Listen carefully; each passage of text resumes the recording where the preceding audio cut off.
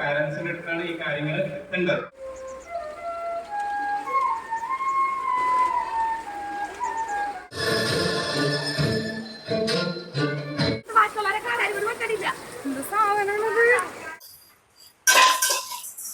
Good morning.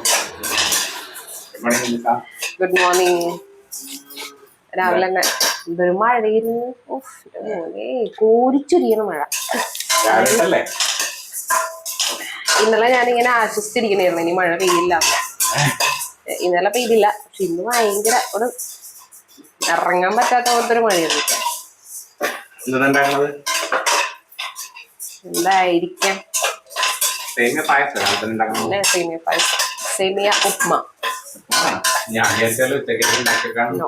കേരളത്തിലെ അധികം ആൾക്കാർക്ക് പരിചയം ഉണ്ടാവില്ല എന്ന് തോന്നുന്നു ഇത് അല്ലേ? സേമിയ ഉപ്മാവ് അധികം ആൾക്കാർ കഴിക്കാൻ വഴിയില്ല ഇവിടെ. ഇവിടത്തെ ഉപ്മാവ് എന്ന് പറയുന്ന റവ ഉപ്മാവ് മാത്രമല്ലേ കൂടുതൽ വരിക. മാക്സിമം പോയാല് അവലുപ്മാവ് അല്ലേ? ഇതൊരു സ്പെഷ്യാലിറ്റി, ഭയങ്കര ഈസി ആയിട്ടുള്ളൊരു സാധനം.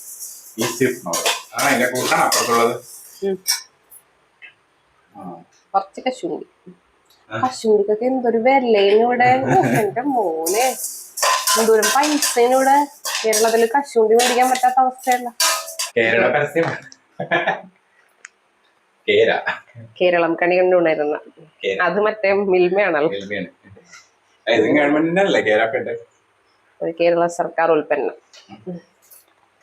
കുഴപ്പമില്ല, അതൊന്ന് പൈസ കൂട്ടിച്ചിരിപ്പോ. അല്ല, ബാക്കിയുള്ള എണ്ണ വെച്ച് നോക്കുമ്പോ ബെറ്റർ ആയതുകൊണ്ടാണ്. അല്ല, ഞാൻ കരുതിക്കുന്ന വെച്ചാല് ഇത് ഓൾറെഡി എന്താ പറയാ 30/5 മെയ് 30-നാണ് ഈ ഒരു ഓയില് ആക്കിയത്. അപ്പൊ ആ സമയത്ത് ഇതിന്റെ റേറ്റ് എന്ന് പറയുന്നത് 309 രൂപ. 309 രൂപയായിരുന്നു 1 ലിറ്ററിന് ഉണ്ടായിരുന്നത്, കൊടുത്തുണ്ടെന്ന് വെച്ച്. ഈ വെളിച്ചെണ്ണ മറ്റേ തേങ്ങക്കൊക്കെ പൈസ കൂടിയില്ലേ. അപ്പൊ ഇത് ഓൾറെഡി സ്റ്റോക്കിൽ ഉണ്ടായിരുന്ന സാധനമല്ല. അപ്പൊ ഇതിന് പൈസ കൊണ്ട് ആവശ്യം എന്തിനാ? അതായത് ജൂൺ മിഡ് ആയി കഴിഞ്ഞപ്പോഴാണ് ഏകദേശം വെളിച്ചെണ്ണയ്ക്കും മറ്റേ തേങ്ങയ്ക്കൊക്കെ കുറച്ച് പൈസ കൂടിയത്. അത് എനിക്ക് തോന്നുന്നു ഞാൻ മറ്റൊരു സാധനം പറയാം, സോഷ്യൽ മീഡിയയിലേക്ക് ട്രെൻഡ് ഫോളോ ചെയ്യില്ലേ, അതുപോലെ ട്രെൻഡ് ഫോളോ ചെയ്തിരിക്കും. അല്ല, ഞാൻ ചോദിച്ചത് കാരണം മെയ് മാസത്തില് മാനുഫാക്ചർ ചെയ്തൊരു സാധനം അതവിടെ വന്നിട്ടുണ്ടാവും. എന്തായാലും ഒരു ജൂൺ ആയപ്പോ എത്തിയിട്ടുണ്ടാവുമല്ലോ ഇല്ലേ? ജൂൺ പകുതിയോടെയാണ് ഈ ഇതിനൊക്കെ പൈസ കൂടിയത്. അപ്പൊ ഞാനത് ആലോചിക്കുന്നത്, അപ്പൊ എന്തിനു ശരിക്കും ഇതിന് പൈസ കൂട്ടിയത്? കാരണം 309 ഉണ്ടായിരുന്ന സാധനം ഇപ്പോ എന്റെ റേറ്റ് എന്ന് പറയുന്നത് 334. 330 സംതിങ്. അതെന്താന്ന് മനസ്സിലാവുന്നില്ല. ആക്ച്വലി ഇതിന്റെ പുറത്തുള്ള റേറ്റ് 375 സംതിങ് ആണ് ശരിക്കും. പക്ഷെ അവര് നമുക്ക് ഗവൺമെന്റ് സ്ഥാപനങ്ങളിൽ തരുമ്പോ കുറച്ച് ഓഫർ ഉണ്ട് ആക്ച്വലി. ആ ഓഫറിലാണ് തരുന്നത്, അത് ഓക്കെ. പക്ഷെ അത് മാറുമ്പോ ഇതിന്റെ പൈസ കൂടുമ്പോ ഇവരിത് ഉയർത്തുന്നതിനാന്ന് അറിയില്ല. ഇനി പുതിയ ബാച്ച് പ്രൊഡക്ഷൻ വന്നിട്ട് ഇനി അതിന്റെ പൈസ മാറിയിരുന്നെങ്കിൽ പ്രശ്നമില്ല. അതായത് ഈ സ്റ്റോക്കൊക്കെ മൊത്തം വിറ്റ് പോയിട്ട് അല്ലേ? ഇനി അത് മനസ്സിലാകത്ത് എന്താ സാധനം. കാരണം ഓൾറെഡി ഉള്ള സാധനത്തിന് കൂട്ടേണ്ട ആവശ്യമില്ലല്ലോ. അത് പ്രത്യേകിച്ച് ഗവൺമെന്റ് സ്ഥാനവും കൂടി ആവുമ്പോ. അന്നൊരു പ്രാവശ്യം പറഞ്ഞെന്താന്ന് വെച്ചാൽ ഇതുപോലെ ആരോ കടയില് നമ്മൾ ഈ മാസം ഒരു 10-ാം തീയതിയോ അങ്ങനെ ഇതൊരു സമയത്താണ് തോന്നുന്നത് പോയ സമയത്ത്, 10-ഓ 15-ഓ എനിക്കറിയില്ല, അങ്ങനത്തെ ഒരു സമയത്ത് പോയപ്പോ അവര് പറഞ്ഞു ഇപ്പോ മേടിച്ചിട്ടുണ്ടെന്നുണ്ടെങ്കിൽ പൈസ കുറവാണ് അല്ലെ. ഇനി അതായത് ഒരു ഇച്ചിരി കൂടി കഴിഞ്ഞ് വന്നിരുന്നെങ്കിൽ പൈസ കൂടിയാനേന്ന്. എന്നിട്ട് അങ്ങേർക്ക് 350 അന്നും കൊടുത്തത്. പക്ഷെ അതിന്റെ കഴിഞ്ഞ് പിറ്റേ ദിവസം മേടിച്ചപ്പോഴാണെന്നുണ്ടെങ്കിൽ പൈസ കൂടി. അരിഞ്ഞ ക്യാരറ്റ് ഉണ്ടാവും.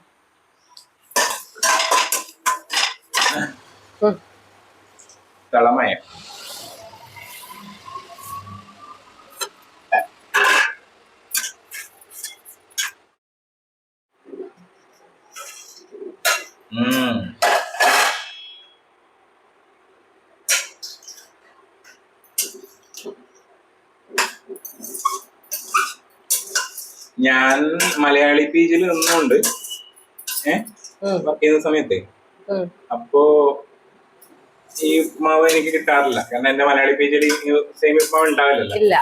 പക്ഷെ എന്റെ ഫ്രണ്ട്സ് ഒക്കെ നിന്ന പി ജി മറ്റേ ഇതായിരുന്നു, കന്നഡ പി ജി ആയിരുന്നു, കന്നഡയും തെലുങ്കൊക്കെ ആയിരുന്നു. അപ്പൊ അവരുടെ അടുത്ത് ഇതുണ്ടാവും രാവിലെ.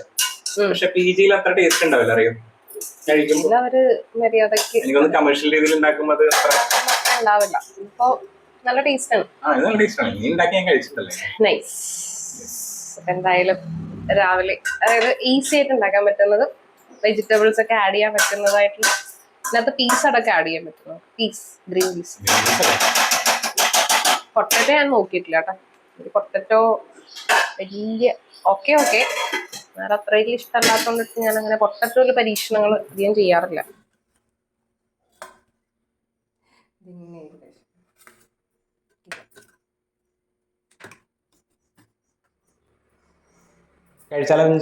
കഴിക്കാലോ. രാവിലെ നല്ല ഇപ്പൊ ഏകദേശം ഒരു മറ്റേ കേക്ക് പോലെ നല്ല ഉതിർന്ന് കിടക്കായിരുന്നു പറയാം. ആ സമയത്ത് കഴിക്കാൻ പറ്റില്ല. എന്തായാലും സ്റ്റിക്കായി പോവൂലേ. എങ്ങനെയുണ്ട്? കാണാൻ നല്ലുണ്ട്. ടേസ്റ്റ് നോക്കിയിട്ടില്ലെന്ന്.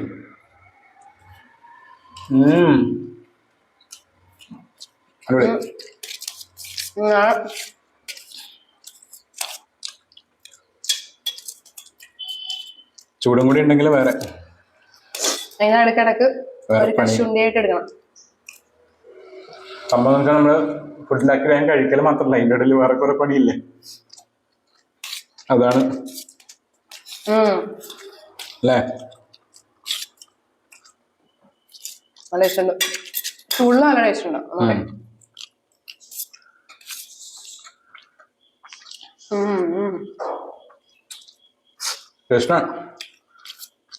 കർണാടകയിലെ ഈ സാധനം പുളിയിട്ടുണ്ടാക്കേ. ഇങ്ങനെയൊക്കെ ഉണ്ടാക്കും. എനിക്ക് അതിനേക്കാളും ഇഷ്ടം. നിങ്ങൾ പക്ഷെ സേമിയ അവിടുത്തെ ഇഷ്ടപ്പെട്ടില്ല, ഞാൻ പറഞ്ഞില്ല. അവിടെ ഉണ്ടാക്കുന്ന അത്ര അത് വീട്ടിലുണ്ടാക്കുമ്പോഴാണ്, ഒന്നിച്ചിട്ടുണ്ടാക്കുമ്പോഴാണ് വേറെ ടേസ്റ്റ്. ഇവിടെ ഉണ്ടാക്കുമ്പോഴൊന്നും അറിയില്ല, കാരണം ഇവിടെ ഞാൻ വേറെ ആരും ഉണ്ടാക്കി കഴിച്ചിട്ടില്ല. അവിടെ ഇങ്ങനത്തെ ഇല്ല ഡിഷ്. നിങ്ങൾ കഴിച്ചിട്ടില്ല. ഇവിടെ എനിക്കൊന്ന് സേമിയ കൊണ്ട് പായസം ഉണ്ടാക്കണം. ഞാനിങ്ങനെ മാറ്റി വെച്ചേക്കാണ് കുറച്ച്. എനിക്ക് എന്താ അറിയോ, അല്ലെങ്കിൽ ഞാൻ കുറെ കഴിക്കും.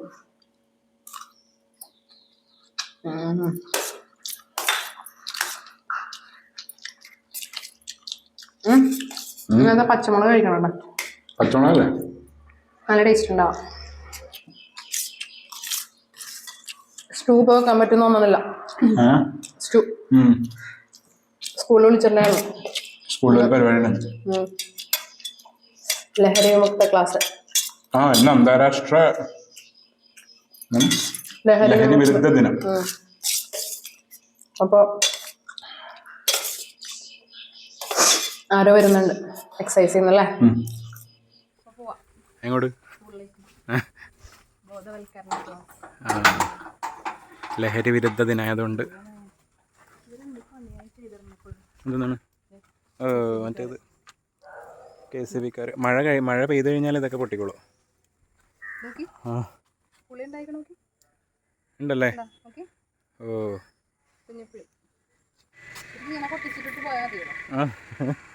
അല്ല ഇത് പക്ഷെ എല്ലാം മറ്റേത് കഴിഞ്ഞിട്ടാണ്, മഴയൊക്കെ പെയ്തതിന് ശേഷമാണ് ഇതൊക്കെ ചെയ്യുന്നത്.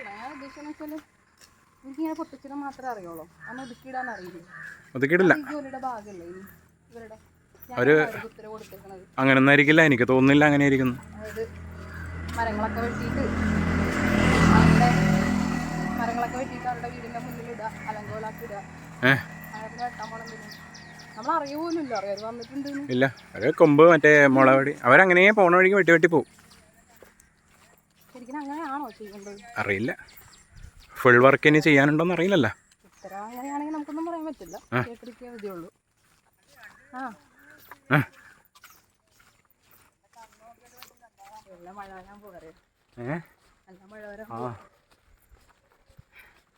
കാരണം ഇത് മാതാപിതാക്കൾക്ക് വേണ്ടിയിട്ടുള്ള ക്ലാസ് ആയതുകൊണ്ടാണ് പോവാൻ വിചാരിക്കണേ. തുടങ്ങിയല്ലേ? സ്കൂളിന്റെ പേരിൽ സ്വാഗതം ആശംസിക്കുന്നു. ബോധവൽക്കരണം കിട്ടുന്നത് പാരന്റ്സിനാണ്. അപ്പോൾ ഇതിനായിട്ട് എത്തിച്ചേർന്നിരിക്കുന്ന പ്രിയപ്പെട്ട പാരന്റ്സിനെയും ഏറ്റവും സ്നേഹത്തോടെ സ്വാഗതം ചെയ്യുന്നു. ഈ ലഹരിനെ കുറിച്ചിട്ട് നിങ്ങൾക്ക് എന്താ അറിയാം? ആർക്കെങ്കിലും എന്തെങ്കിലും ഒന്ന് പറയാൻ പറ്റുമോ? കുട്ടികളുടെ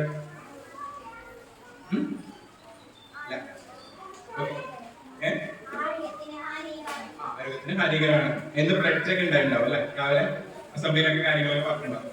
ഓക്കെ, ശരിക്കും ഇന്നത്തെ ദിവസത്തിന്റെ ഫുള്ള് ബോധവൽക്കരണം നടത്തേണ്ടത് കുട്ടികളിലല്ല. കാരണം പ്രത്യേകിച്ച് കുഞ്ഞു കുട്ടികളിലല്ല, വലിയ കുട്ടികളിൽ നമുക്ക് നടത്താം, പക്ഷെ കുഞ്ഞു കുട്ടികളിലല്ല. കുട്ടികളെക്കാളും പാരന്റ്സിന്റെ അടുത്താണ് ഈ കാര്യങ്ങൾ എത്തേണ്ടത്. കാരണം അവരാണ് കുട്ടികൾ എന്ത് ചെയ്യുന്നു എന്ത് ചെയ്യുന്നില്ല അവരുടെ ശരിയായ കാര്യങ്ങളെ കുറിച്ച് കാണിച്ചു കൊടുക്കാൻ, പറഞ്ഞു കൊടുക്കാൻ, അവരെ അതേക്കുറിച്ച് അനുഭവത്തിൽ വരുത്താൻ നമുക്ക് പറ്റണം. ശരിയായ ഇത്തരത്തിലുള്ള കാര്യങ്ങൾ ഇല്ല, നമ്മുടെ കുടുംബങ്ങളിൽ ബേസിക് പഠനം നടക്കുന്നത് തന്നെ നമ്മുടെ വീടുകളിൽ നിന്ന് തന്നെ. അപ്പൊ മക്കള് ഇത്തരത്തിലുള്ള കാര്യങ്ങൾ കാണുകയും കേൾക്കുകയും ഒക്കെ അറിയുന്നത് പലപ്പോഴും നമ്മുടെ വീടുകളിൽ നിന്നാണ്. ആ വീടുകളിൽ നിന്ന് ശരിയായ ഇത്തരത്തിലുള്ള കാര്യങ്ങൾ നമ്മൾക്ക് അവരെ കാണിച്ചു കൊടുക്കുവാൻ പറ്റുന്നുണ്ടോ എന്നുള്ള കാര്യം നമ്മൾ ഒന്ന് ആത്മവിശകലനം ചെയ്യും. മാലയ്ക്കെന്തൊരു ചേല്, ചേലെ മാലെ ചുറ്റി വരുമ്പോ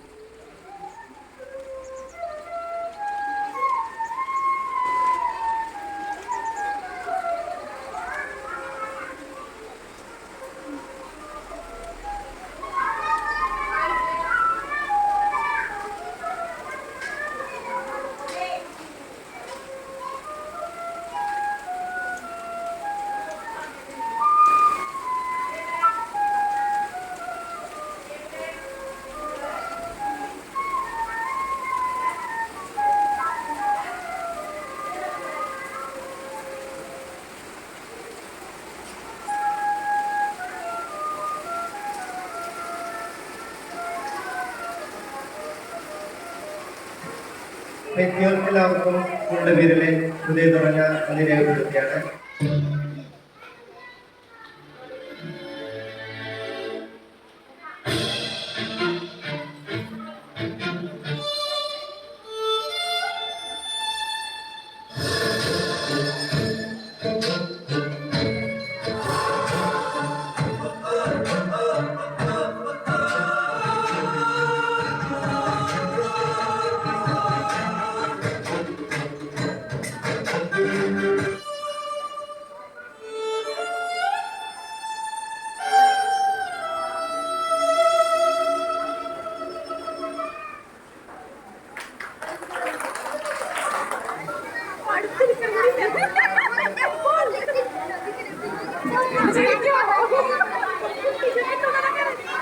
എവിടെ കുട്ടിയോട് ഒന്ന് കാണിച്ചാ കുറച്ച് കുട്ടിയാണ് ഞാൻ ലിപ്സ്റ്റിക് ഇട്ടിട്ടുണ്ട്.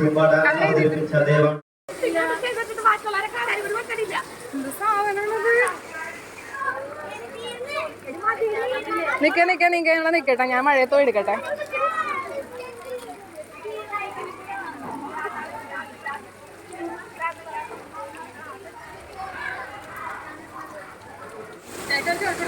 ഒന്നാ തന്നെ കൊണ്ടുപോയാൽ ഇതാണ് ഈ മഴയെ തുടങ്ങിയിട്ട്.